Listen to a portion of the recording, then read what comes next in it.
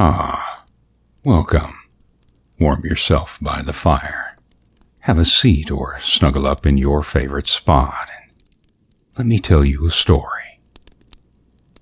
And now, The Thing Invisible by William Hope Hodgson. Carnacki had just returned to Cheyenne Walk, Chelsea.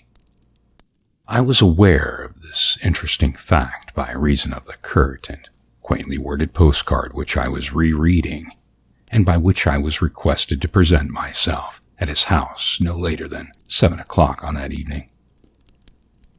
Mr. Carnacki had, as I and the others of his strictly limited circle of friends knew, been away in Kent for the past 3 weeks, but beyond that we had no knowledge.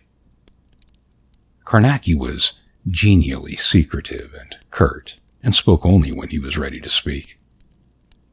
When this stage arrived, I and his 3 other friends, Jessup, Arkwright, and Taylor, would receive a card or a wire asking us to call.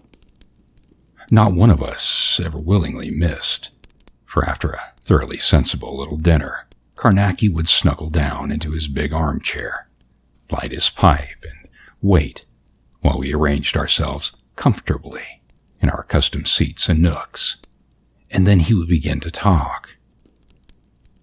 Upon this particular night, I was the first to arrive and found Carnacki sitting quietly, smoking over his paper. He stood up, shook my hand firmly, pointed to a chair, and sat down again, never having uttered a word. For my part, I said nothing either. I knew the man too well to bother him about questions or the weather, and so took a seat and a cigarette. Presently, the 3 others turned up, and after that, we spent a comfortable and busy hour at dinner. Dinner over, Carnacki snugged himself down into his great chair, and as I have said was his habit, filled his pipe and puffed for a while, his gaze directly and thoughtfully looking at the fire. The rest of us, if I may so express it, made ourselves cozy, each after his own particular manner. A minute or so later, Carnacki began to speak, ignoring any preliminary remarks and going straight to the subject of the story we knew he had to tell. I have just come back from Sir Alfred Jarnock's place at Burton Tree in South Kent, he began, without removing his gaze from the fire. Most extraordinary things have been happening down there lately, and Mr. George Jarnock, the eldest son, wired to ask me to run over and see whether I could help clear the matter up a bit. I went. When I got there, I found that they have an old chapel attached to the castle which has had quite a distinguished reputation for being what is popularly termed haunted. They've been rather proud of this, and as I managed to discover, until quite lately when something very disagreeable occurred, which served to remind them that family ghosts are not always content, and as I might say, to remain purely ornamental. It sounds almost laughable, I know, to hear of a long-respected supernatural phenomena growing unexpectedly dangerous, and in this case, the tale of the haunting was considered as little more than an old myth, except after nightfall, when possibly it became more plausible seeming. But however this may be, there is no doubt at all but that what I might term the haunting essence which lived in the place had become suddenly dangerous, deadly dangerous too, the old butler being nearly stabbed to death one night in the chapel with a peculiar old dagger. It is, in fact, this dagger which is popularly supposed to haunt the chapel. At least, there has always been a story handed down in the family that this dagger would attack any enemy who should dare to venture into the chapel after nightfall. But of course, This had been taken with just about the same amount of seriousness that most people take with ghost tales, and that is not usually of a worrying real nature. I mean that most people never quite know how much or how little they believe of matters abhuman or abnormal, and generally, they never have an opportunity to learn.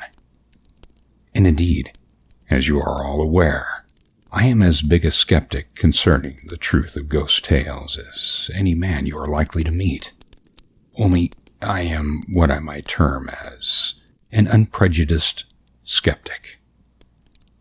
I'm not given to either believing or disbelieving things on principle, as I found many idiots prone to be.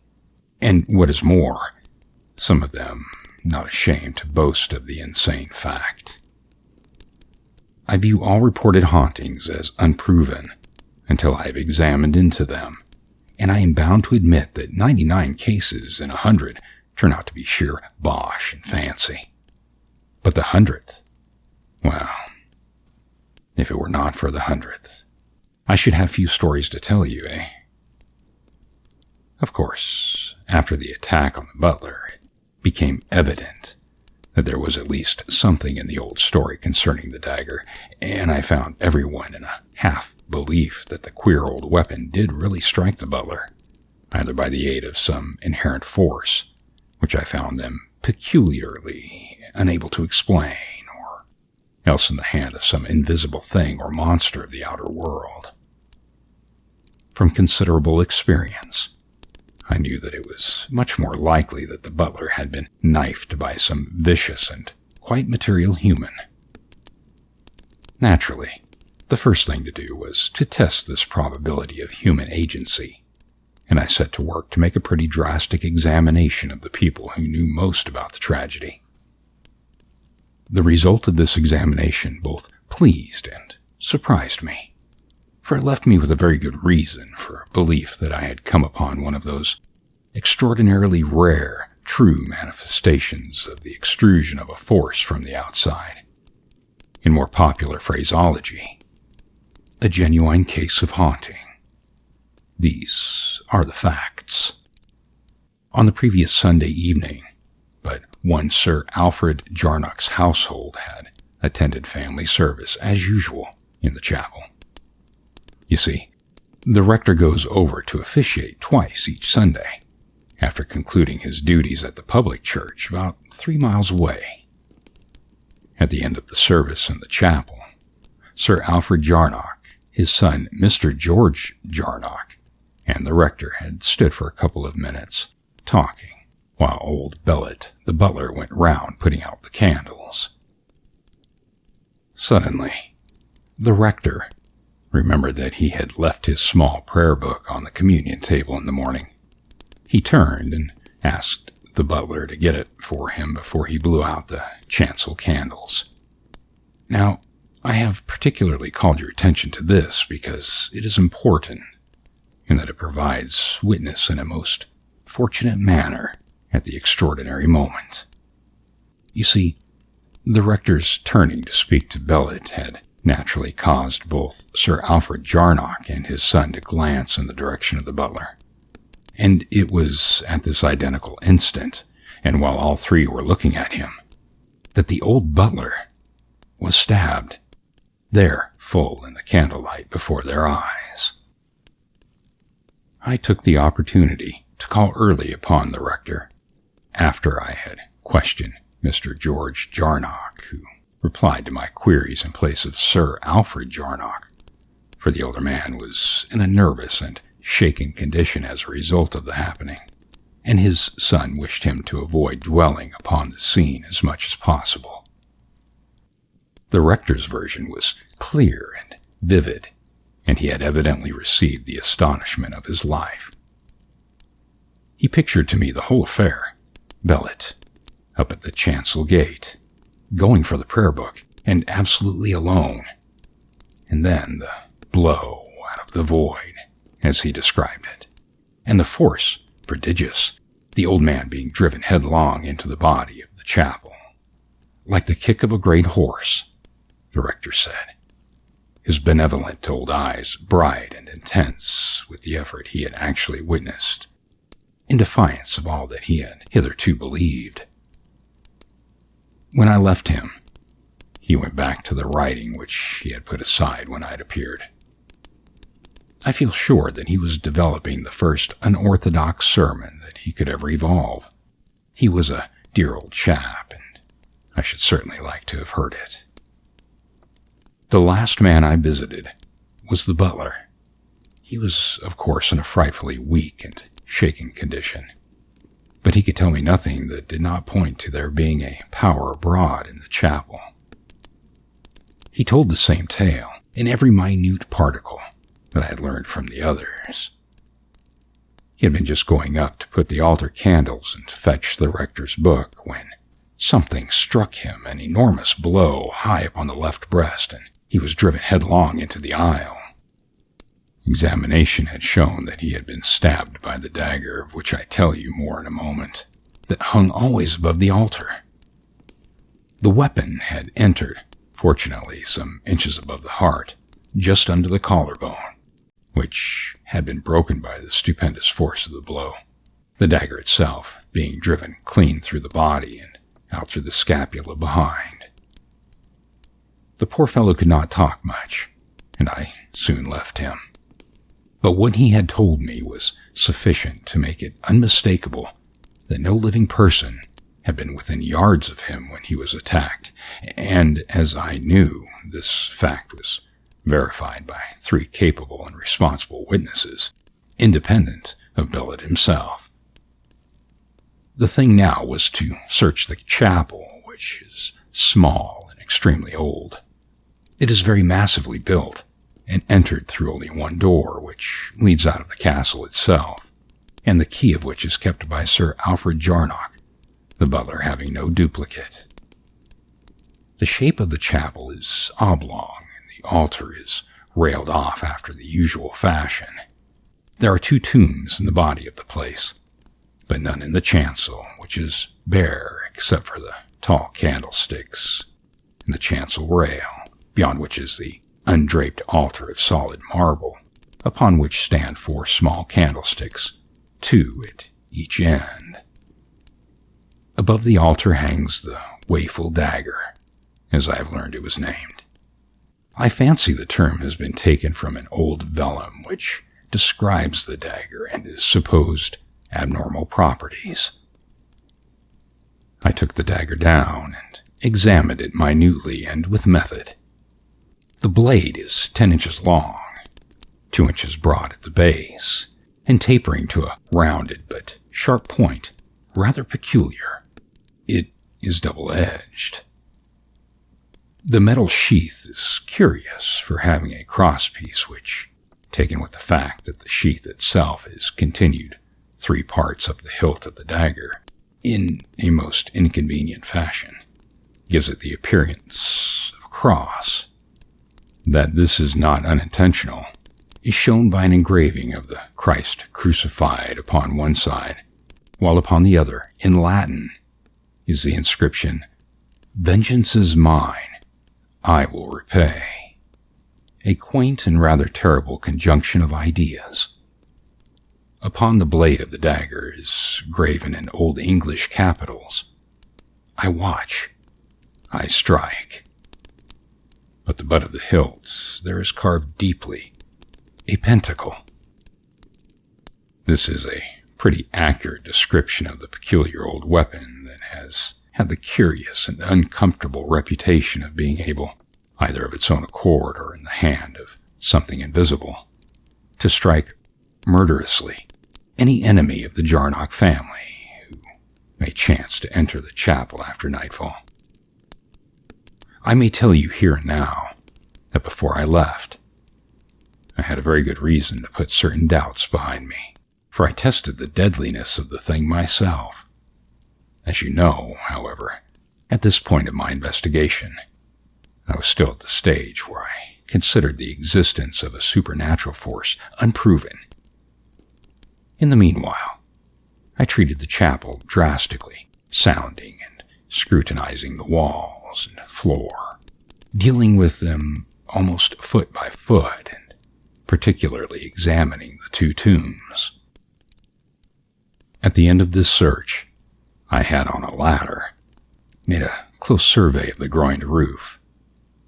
I passed 3 days in this fashion, and by the evening of the third day I had proved to my entire satisfaction that there is no place in the whole of the chapel where any living being could have hidden, and also that the only way of ingress and egress to and from the chapel is through the doorway which leads into the castle, the door of which was always kept locked, and the key kept by Sir Alfred Jarnock himself, as I've already told you. I mean, of course, that this doorway is the only entrance practicable to material people. Yes, as you will see, even had I discovered some other opening, secret or otherwise, it would not have helped at all to explain the mystery of the incredible attack in a normal fashion. For the butler, as you know, was struck in full sight of the rector, Sir Jarnock and his son, and old Bellet himself knew that no living person had touched him. Out of the void, the rector had described the inhumanely brutal attack. Out of the void. A strange feeling it gives one, eh? And this is the thing that I had been called into the bottom of. After considerable thought, I decided on a plan of action. I proposed to Sir Alfred Jarnock that I should spend a night in the chapel and keep a constant watch upon the dagger.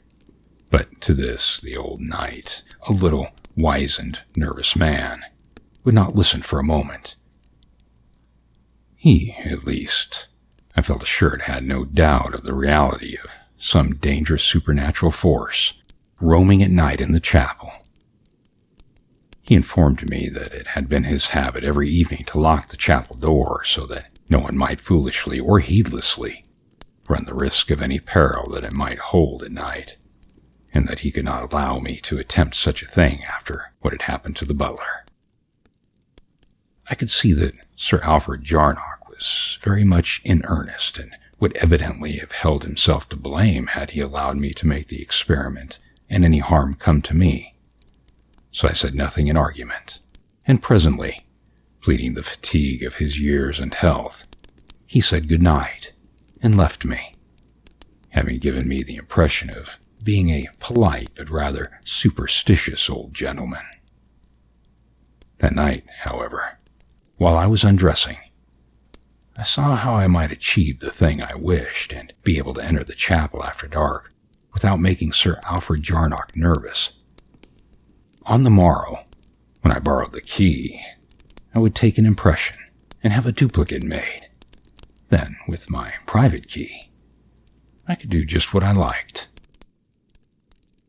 In the morning, I carried out my idea. I borrowed the key as I wanted to take a photograph of the chancel by daylight. When I had done this, I locked up the chapel and handed the key to Sir Alfred Jarnock, having first taken an impression in soap. I had brought out the exposed plate in its slide with me, but the camera, I left exactly as it was, as I wanted to take a second photograph of the chancel that night from the same position. I took the dark slide into Burton Tree, also the cake of soap with the impress.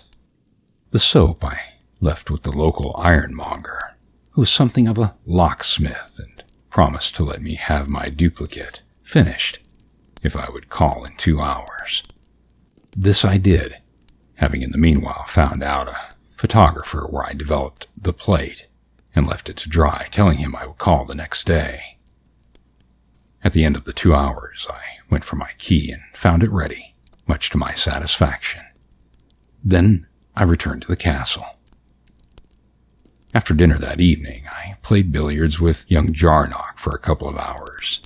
Then I had a cup of coffee and went off to my room, telling him I was feeling awfully tired. He nodded and told me he felt the same way. I was glad, for I wanted the house to settle as soon as possible. I locked the door of my room. Then from under the bed, where I had hidden them earlier in the evening, I drew out several fine pieces of plate armor which I had removed from the armory. There was also a shirt of chainmail with a sort of quilted hood of mail to go over the head. I buckled on the plate armor and found it extraordinarily uncomfortable, and overall I drew on the chainmail. I know nothing about armor, but from what I have learned since, I must have put on 2 parts of 2 suits. Anyway, I felt beastly, clamped and clumsy and unable to move my arms and legs naturally. But I knew that the thing I was thinking of doing called for some sort of protection for my body. Over the armor, I pulled on my dressing gown and shoved my revolver into one side of the pocket and my repeating flashlight into the other. My dark lantern I carried in my hand. As soon as I was ready, I went out into the passage and listened. I had been some considerable time in making my preparations, and I found that now the big hall and staircase were in darkness and all the house seemed quiet. I stepped back and closed and locked my door. Then very slowly and silently, I went downstairs to the hall and turned into the passage that led to the chapel. I reached the door and tried my key. It fitted perfectly, and a moment later I was in the chapel with the door locked behind me, and all about me, the utter dead silence of the place, with just the faint showings, outlines of the stained, leaded windows, making the darkness and lonesomeness almost the more apparent. Now it would be silly to say that I didn't feel weird. I felt very queer indeed. You just try, any of you, to imagine yourself standing there in the dark, in the silence, and remembering not only the legend that was attached to the place, but what had really happened to the old butler only a little while ago.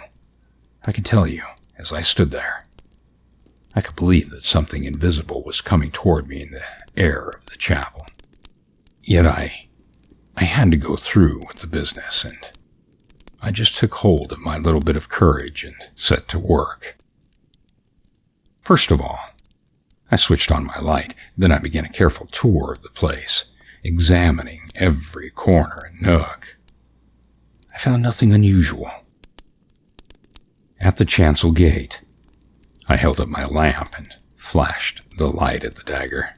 It hung there, right enough, above the altar, but I remember thinking of the word demure as I looked at it.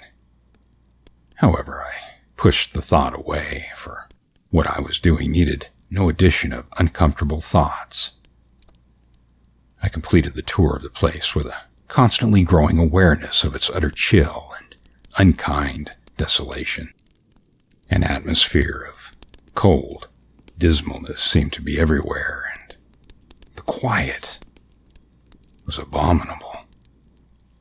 At the conclusion of my search, I walked across to where I had left my camera focused upon the chancel. From the satchel that I had put beneath the tripod, I took out a dark slide and inserted it into the camera, drawing the shutter. After that, I uncapped the lens, pulled out my flashlight apparatus, and pressed the trigger. There was an intense, brilliant flash that made the whole of the interior of the chapel jump into sight and disappear as quickly. Then in the light from my lantern, I inserted the shutter into the slide and reversed the slide, so as to have a fresh plate ready to expose at any time. After I had done this, I shut off my lantern and sat down in one of the pews near the camera. I cannot say what I expected to happen, but I had an extraordinary feeling, almost a conviction, something peculiar or horrible would soon occur. It was, as you know, as if I knew. An hour passed of absolute silence. The time I knew by the far-off faint chime of a clock that had been erected over the stables. I was beastly cold, for the whole place is without any kind of heating pipes or furnace, and as I had noticed during my search, so that the temperature was sufficiently uncomfortable to suit my frame of mind. I felt like a kind of human periwinkle encased in a boiler plate and frozen with cold and funk, and somehow the dark about me seemed to press coldly against my face. I cannot say whether any of you have ever had that feeling, but if you have, you will know just how disgustingly unnerving it is. And then all at once I had a horrible sense that something was moving in the place. It was not that I could hear anything, but I had a kind of intuitive knowledge that something had stirred in the darkness. Can you imagine how I felt? Suddenly my courage went. I put up my mailed arms over my face. I wanted to protect it. I got up a sudden sickening feeling that something was hovering over me in the dark. Talk about fright. I could have shouted if I had not been afraid of the noise. And then suddenly, abruptly, I heard something. Away up in the aisle there sounded a dull clang of metal, as it might be the tread of a mailed heel upon the stone of the aisle. I sat immovable. I was fighting with all my strength to get back my courage. I could not take my arms down from over my face, but I knew that I was getting hold of the gritty part of me again. And suddenly, I made a mighty effort and lowered my arms. I held my face up in the darkness, and I tell you, I respect myself for the act, because I thought truly at that moment that I was going to die. But I think just then, by the slow revulsion of feeling which had assisted my effort, I was less sick in that instant at the thought of having to die than the knowledge of the utter weak cowardice that had so unexpectedly shaken me all to bits for a time. Do I make myself clear? You understand, I feel sure, that the sense of respect of which I spoke of is not really unhealthy egotism, because you see, I'm not blind to the state of mind which helped me. I mean that if I had uncovered my face by a sheer effort of will, upheld by any revulsion of feeling, I should have done a thing much more worthy of mention. But even as it was, there were elements in the act worthy of respect. Do you follow me? Don't you? And, nothing touched me after all.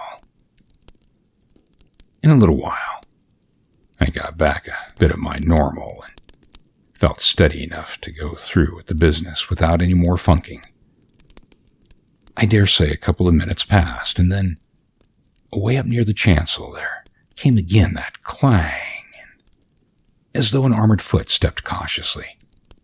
By Jove, it made me stiffen, and suddenly the thought came that the sound I heard might be the rattle of the dagger above the altar. It was not a particularly sensible notion, for the sound was far too heavy and resonant for such a cause. Yet, as can be easily understood, my reason was bound to submit somewhat to my fancy at such a time. I remember now that the idea of that insensate thing becoming animate and attacking me did not occur to me with any sense of possibility or reality. I thought rather, in a vague way, of some invisible monster of outer space fumbling at the dagger.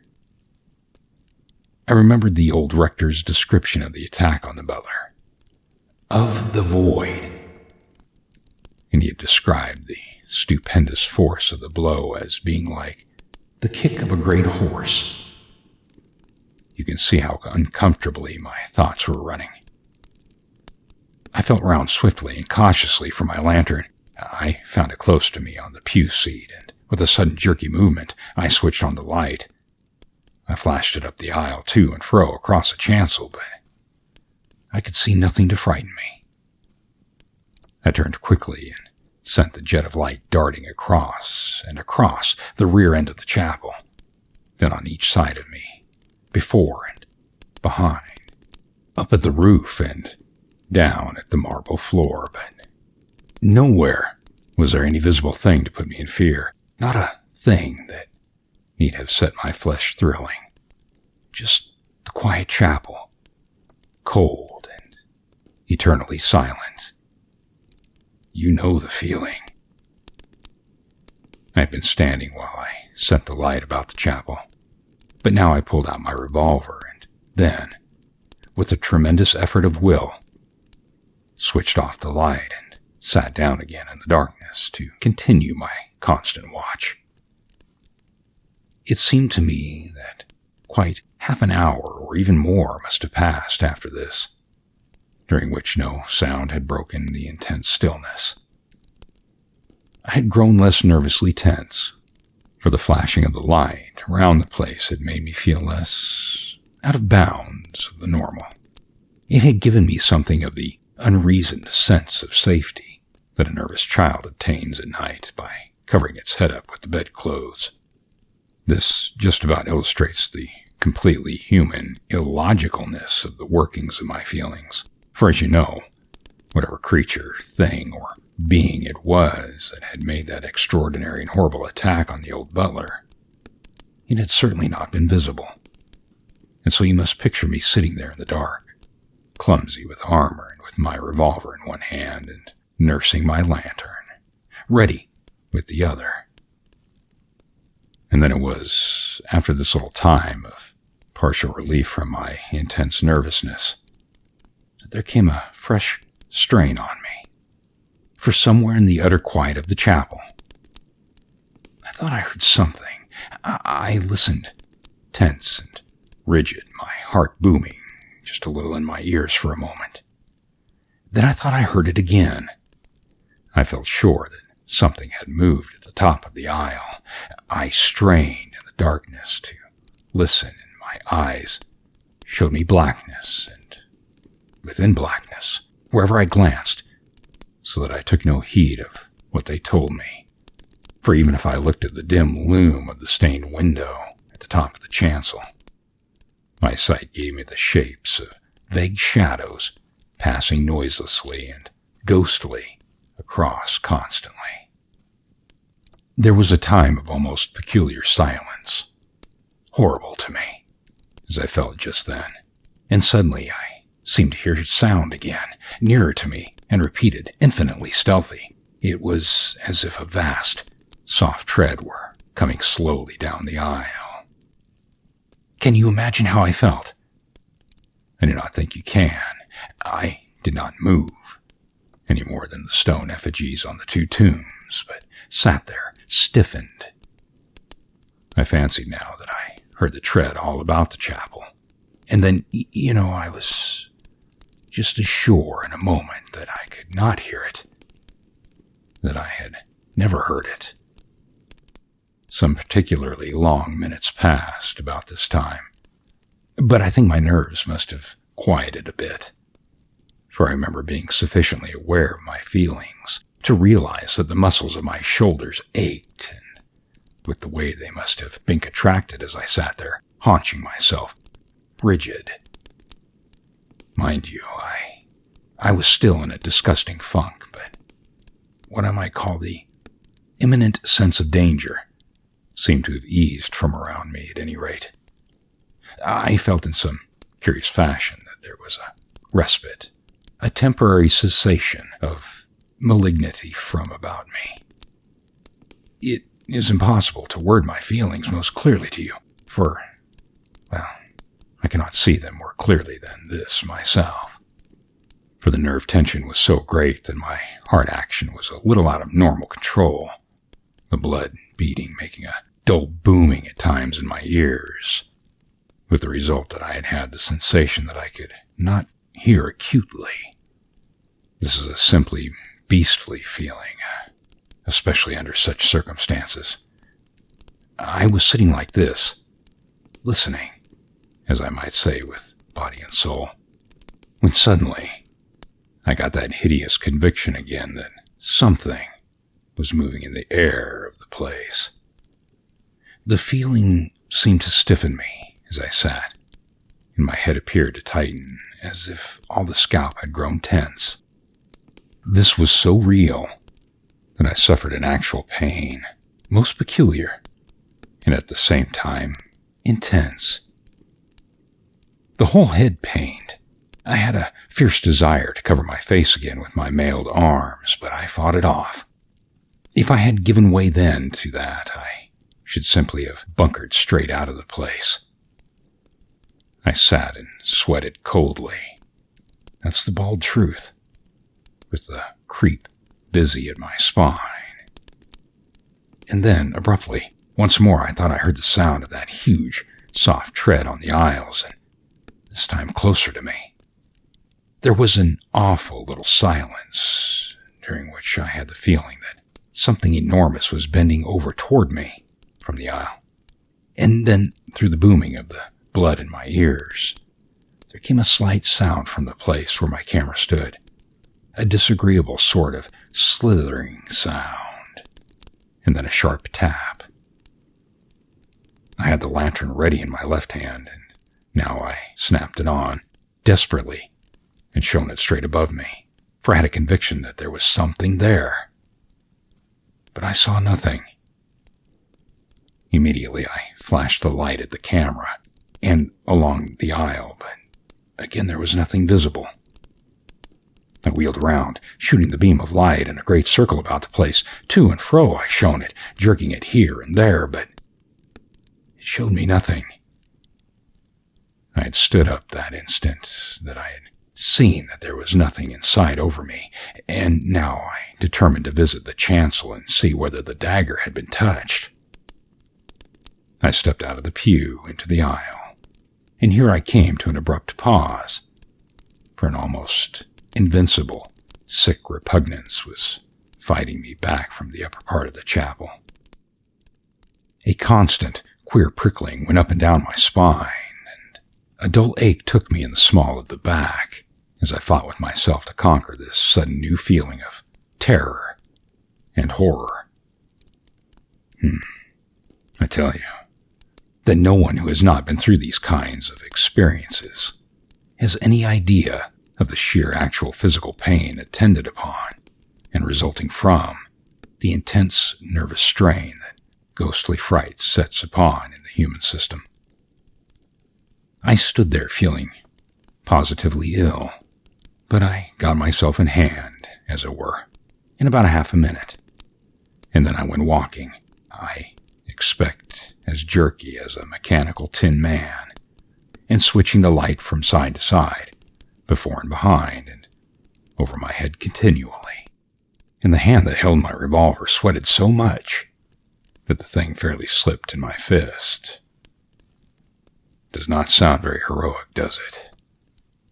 I passed through the short chancel and reached the step that held up the small gate to the chancel rail. I threw the beam from my lantern upon the dagger. Yes, I thought, it's all right. Abruptly, it seemed to me that there was something wanting, and I leaned forward over the chancel gate to peer, holding the light high. My suspicion was hideously correct. The dagger had gone. Only the cross-shaped sheath hung there above the altar. In a sudden frightened flash of imagination, I pictured the thing adrift in the chapel, moving here and there as though of its own volition. For whatever force wielded it was certainly beyond visibility. I turned my head swiftly over to the left, glancing frightenedly behind me and flashing the light to help my eyes. In the same instant, I was struck a tremendous blow over the left breast and hurled backward from the chapel rail into the aisle, my armor clanging loudly in the horrible silence. I landed on my back and slithered along on the polished marble.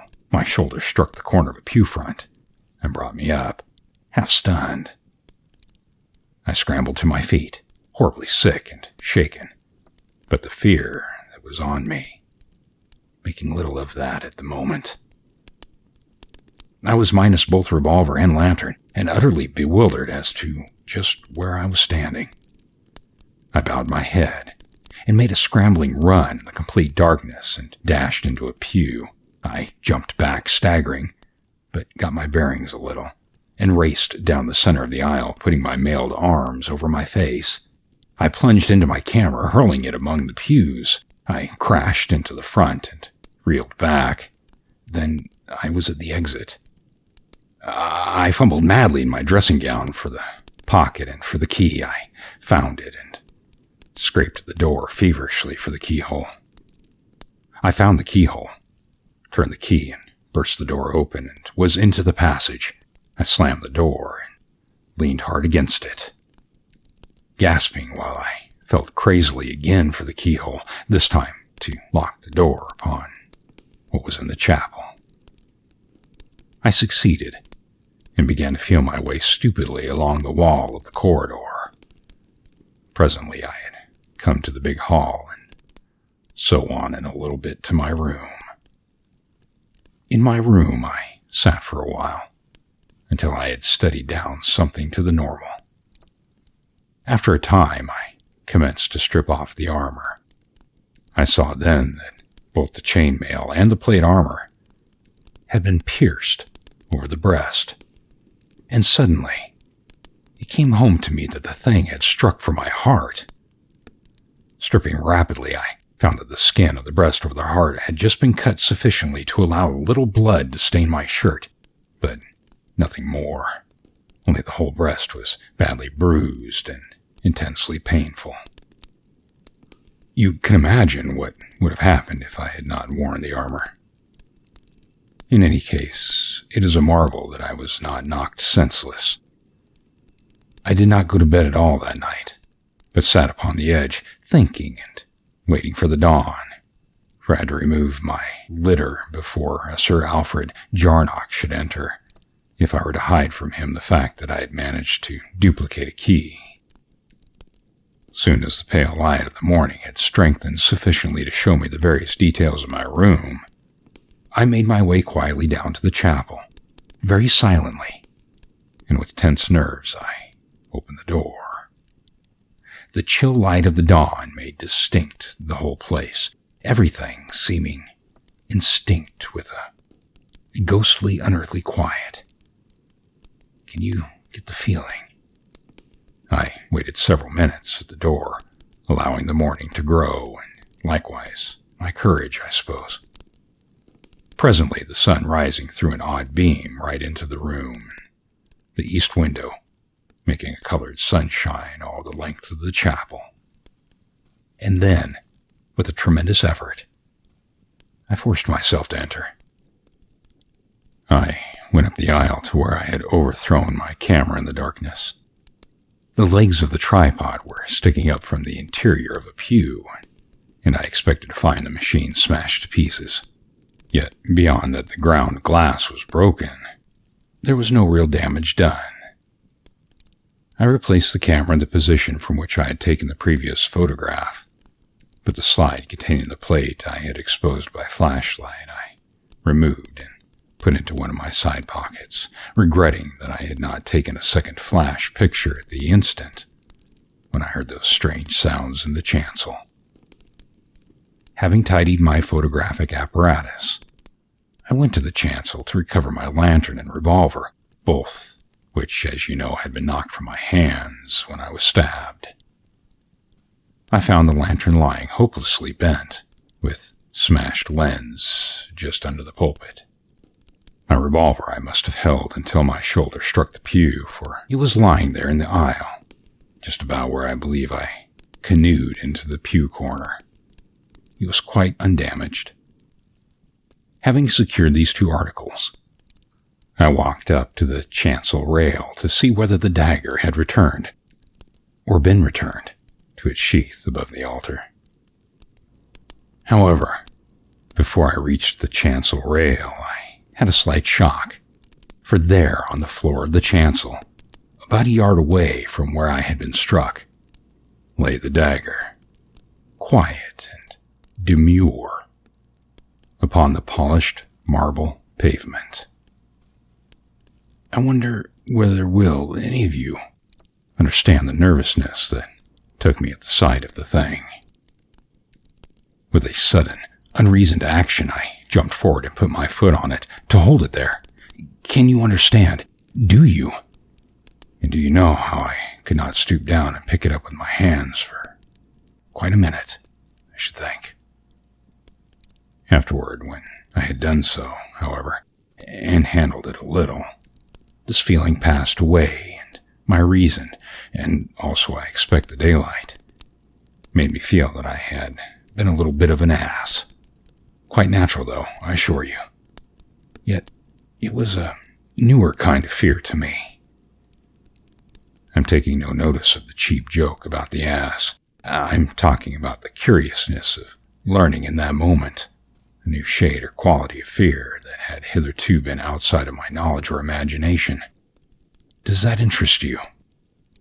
I examined the dagger minutely, turning it over and over in my hands, and never, as I suddenly discovered, holding it loosely.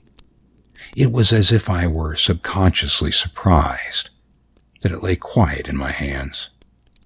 Yet even this feeling passed largely after a short while. The curious weapon showed no signs of the blow, except that the dull color of the blade was slightly brighter on the rounded point that had cut into the armor.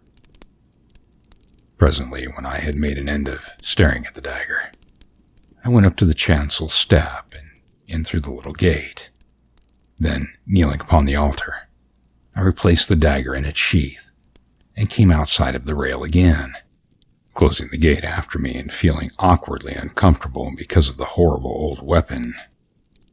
It was back in its accustomed place.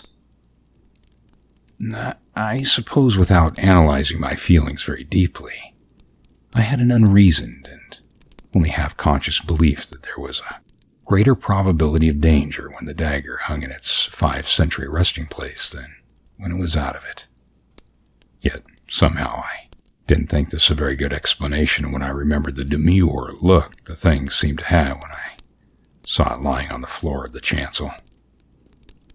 Only I know this, that when I had replaced the dagger, I had quite a touch of nerves, and I stopped only to pick up my lantern from where I had placed it while I examined the weapon, after which I went down the quiet aisle at a pretty quick walk and so got out of the place.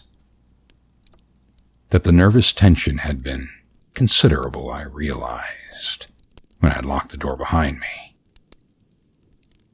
I felt no inclination now to think of old Sir Alfred as a hypochondriac because he had taken such hyper-seeming precautions regarding the chapel. I now had a sudden wonder as to whether he might not have some knowledge of a long prior tragedy in which the dagger had been concerned. I returned to my room, washed, shaved, and dressed, after which I read a while. Then I went downstairs and got the acting butler to give me some sandwiches and a cup of coffee.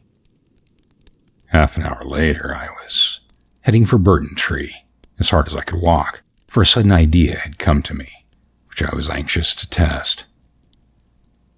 I reached the town a little before 8:30 and found the local photographer with all his shutters up. I did not wait, but knocked until he appeared with his coat off, evidently in the act of dealing with his breakfast. In a few words, I made clear that I wanted the use of his darkroom immediately, and this he at once placed at my disposal. I had brought with me the slide which contained the plate that I had used with the flashlight, and as soon as I was ready, I set to work to develop. Yet it was not the plate which I had exposed that I first put into the solution, but the second plate, which had been ready in the camera during all the time of my waiting in the darkness.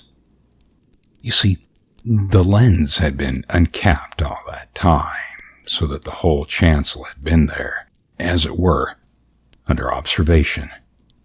You all know something of my experiment in lightless photography, that is, appreciating light. It was X-ray work that started me in that direction.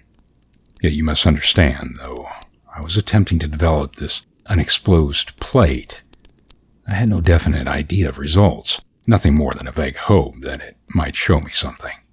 Yet, because of the possibilities, it was with the most intense and absorbing interest that I watched the plate under the action of the developer. Presently I saw a faint smudge of black appear in the upper part, and after that others indistinct and wavering of outline. I held the negative up to the light. The marks were rather small and were almost entirely confined to one end of the plate, but, as I've said, lacked definiteness. Yet such as they were sufficient to make me very excited, and I shoved the thing quickly back into the solution. For some minutes further, I watched it, lifting it out once or twice to make a more exact scrutiny, but could not imagine what the markings might represent until suddenly it occurred to me that in one of the two places they certainly had shapes suggestive of a cross-hilted dagger. Yet the shapes were sufficiently indefined to make me careful not to let myself be overimpressed by the uncomfortable resemblance. Though I must confess, the very thought was sufficient to set some odd thrills adrift in me. I carried the development a little further, then put the negative into the hypo and commenced work upon the other plate. This came up nicely, and very soon I had a really decent negative that appeared similar in every respect, except for the difference of lighting, to the negative I had taken during the previous day.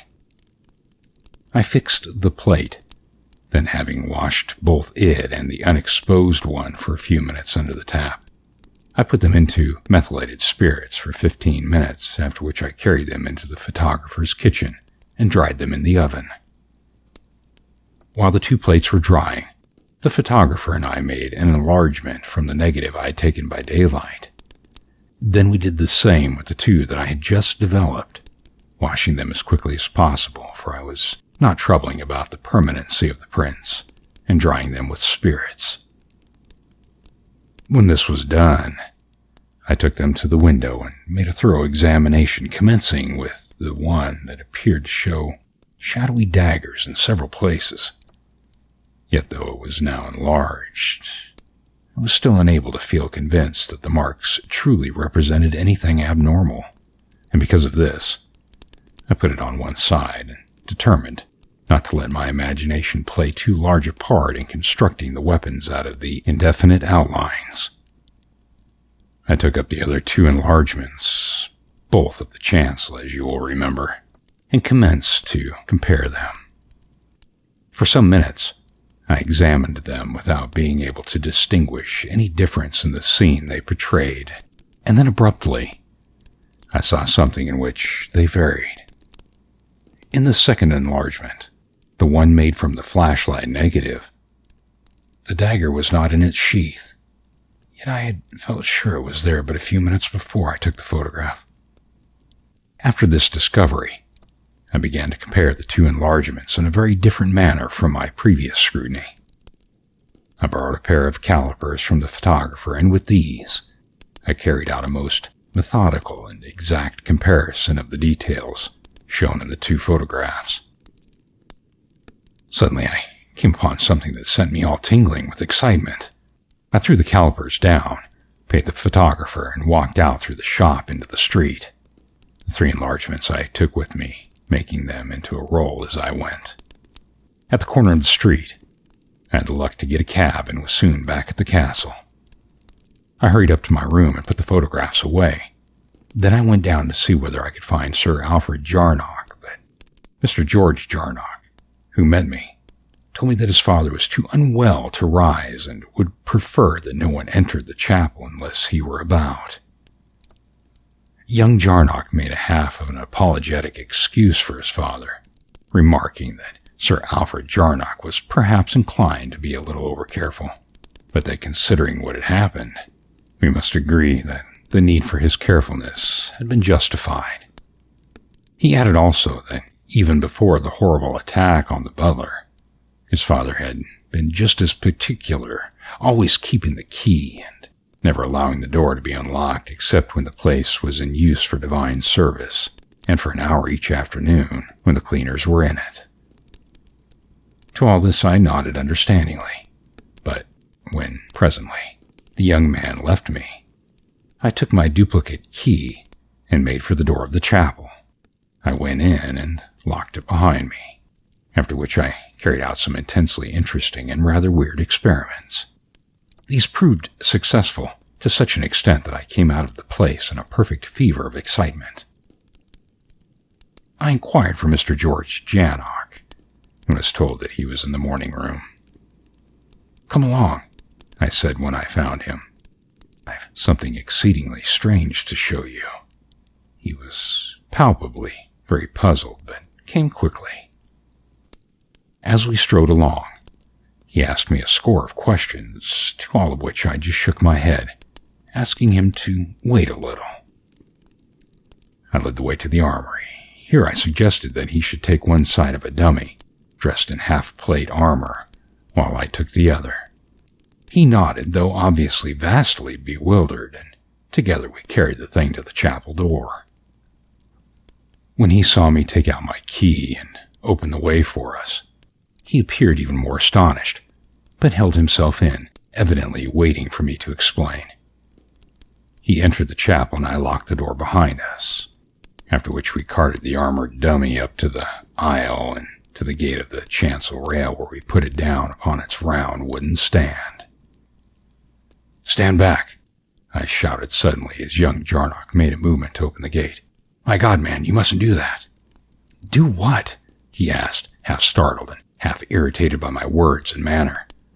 "1 minute," I said. "Just stand to the side a moment and watch."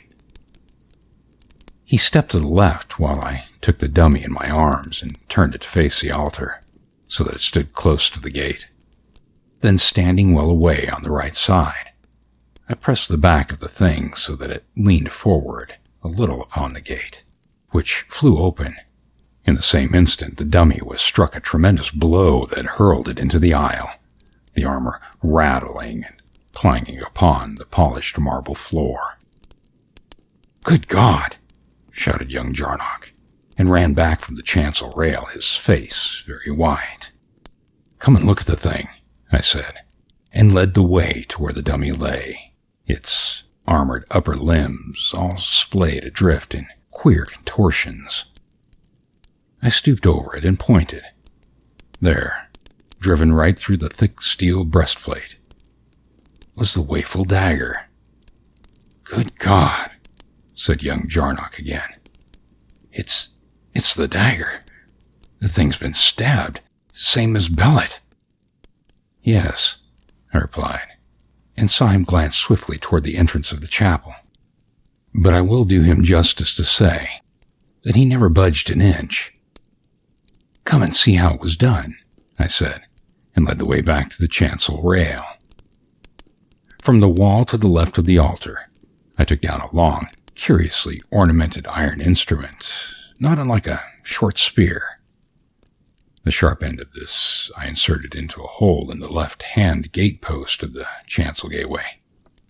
I lifted hard, and a section of the post, from the floor upward, bent inward toward the altar, as though hinged at the bottom. Down it went, leaving the remaining part of the post standing. As I bent the movable portion lower, there came a quick click, and a section of the floor slid to one side, showing a long, shallow cavity sufficient to enclose the post. I put my weight to the lever and hove the post down into the niche. Immediately, there was a sharp clang as some catch snicked in and held it against the powerful operating spring. I went over now to the dummy, and after a few minutes' work, managed to wrench the dagger loose out of the armor. I brought the old weapon and placed its hilt in a hole near the top of the post where it fitted loosely, the point upward. After that, I went again to the lever and gave another strong heave, and the post descended about a foot to the bottom of the cavity, catching there with another clang. I withdrew the lever, and the narrow strip of floor slid back, covering post and dagger and looking no different from the surrounding surface. Then I shut the chancel gate, and we both stood well to one side. I took the spear-like lever and gave the gate a little push so that it opened. Instantly there was a loud thud, and something sang through the air, striking the bottom wall of the chapel. It was the dagger. I showed Jarnock then that the other half of the post had sprung back into place, making the whole post as thick as the one upon the right-hand side of the gate. "There," I said, turning to the young man and tapping the divided post. "There's the invisible thing that used the dagger. But who the deuce is the person who sets the trap?" I looked at him keenly as I spoke. "My father is the only one who has a key," he said, "so it's practically impossible for anyone to get in and meddle." I looked at him again, but it was obvious that he had not yet reached out to any conclusion. "Now see here, Mr. Jarnock," I said, perhaps rather curter than I should have done, considering what I had to say. "You are quite sure that Mr. Alfred is quite balanced mentally?" He looked at me half frightenedly and flushing a little. I realized then how badly I put it. I don't know," he replied after a slight pause, and was then silent, except for one or two incoherent half-remarks. "Tell the truth," I said. "Haven't you suspected something now and again? You needn't be afraid to tell me." "Well," he answered slowly, "I'll admit I've thought Father a little strange, perhaps, at times. But I've always tried to think I was mistaken. I've always hoped no one else would see it. You see, I'm very fond of the old governor." I nodded. "Quite right, too," I said. "There's not the least need to make any kind of scandal about this. We must do something, though, but in a quiet way. No fuss, you know. I should go ahead and have a chat with your father and tell him we found out about this thing." I touched the divided post. Young Jarnock seemed very grateful for my advice, and after shaking my hand pretty hard, took my key and let himself out of the chapel. He came back in about an hour, looking rather upset. He told me that my conclusions were perfectly correct. It was Sir Alfred Jarnock who had set the trap, both on the night the butler was nearly killed and on the past night. Indeed, it seemed that the old gentleman had set it every night for many years. He had learned of its existence from an old manuscript book in the castle library. It had been planned and used in an earlier age as a protection for the gold of the vessels of the ritual, which were, it seemed, kept in a hidden recess at the back of the altar. This recess Sir Alfred Jarnock had utilized secretly to store his wife's jewelry. She had died some 12 years back, and the young man told me that his father had never seemed quite himself since.